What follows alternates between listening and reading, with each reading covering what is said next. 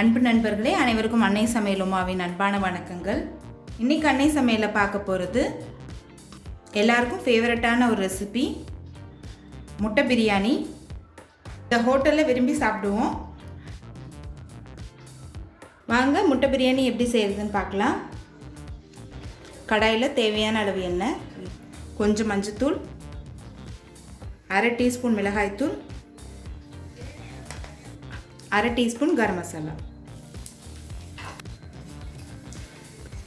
இது எல்லாத்தையும் ஸ்லோலே நல்லா வறுத்துக்கலாம்.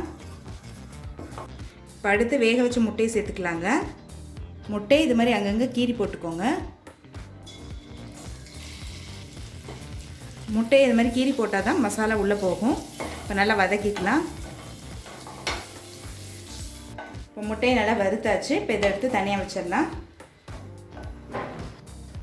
இப்போ குக்கரில் தேவையான அளவு எண்ணெய், 2 பட்டை, 2 கிராம்பு, 1 ஏலக்காய், அன்னாசி முக்கு,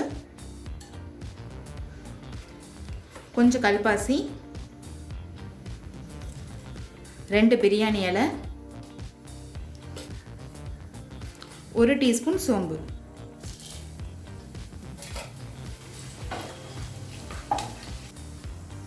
அடுத்து நீளமாக நறுக்குன 2 வெங்காயத்தை சேர்த்துக்கலாம்.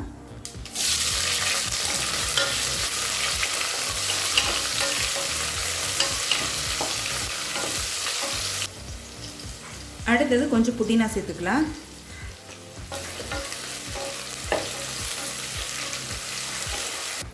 ரெண்டு பச்சை மிளகாய், 2 டீஸ்பூன் இஞ்சி பூண்டு விழுது,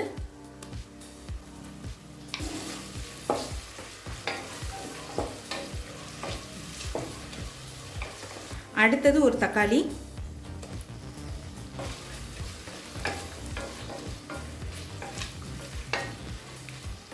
தேவையான அளவு உப்பு.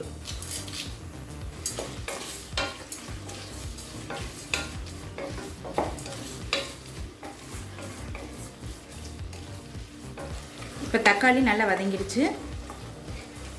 2 டீஸ்பூன் மிளகாய்த்தூள்,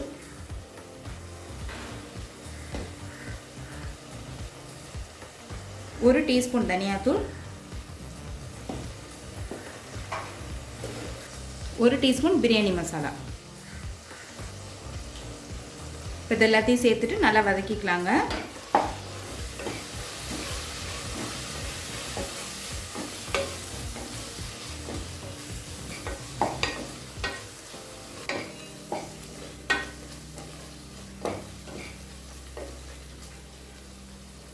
இப்போ மிளகாத்தூள் சேர்த்துட்டு 1 நிமிஷம் வரைக்கும் நல்லா வதக்கியாச்சுங்க. அடுத்து 2 டீஸ்பூன் தயிர் சேர்த்துக்கலாம்.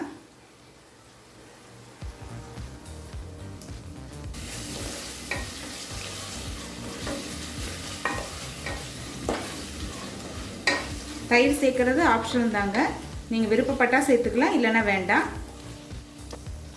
அடுத்து 2 கப் தண்ணி சேர்த்துக்கலாம்.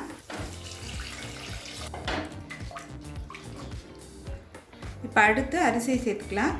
பாசுமதி அரிசி 20 நிமிஷம் ஊற வச்சு சேர்த்துக்கலாங்க.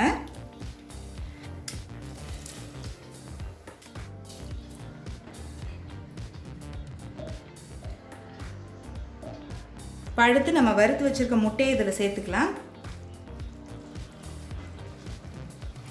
கொஞ்சமாக புதினா.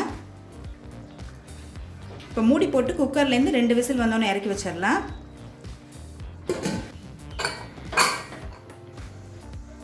இப்போ குக்கர்லேருந்து 2 விசில் வந்துருச்சுங்க. முட்டை பிரியாணி எப்படி வந்திருக்குன்னு பார்க்கலாம். இப்போ கொஞ்சமாக நெய் சேர்த்துக்கலாம். கொஞ்சம் கொத்தமல்லி.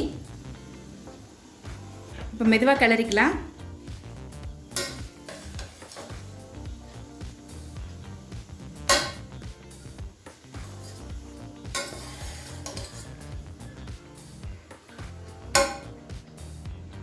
இப்போ முட்டை பிரியாணி ரெடி ஆகிடுச்சுங்க. சர்வ் பண்ணிடலாம்.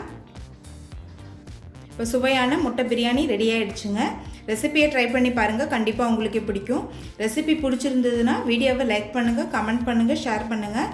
இது வரைக்கும் அன்னை சமையல் சேனலை சப்ஸ்கிரைப் பண்ணலைன்னா சப்ஸ்கிரைப் பண்ணுங்கள். தேங்க்யூ.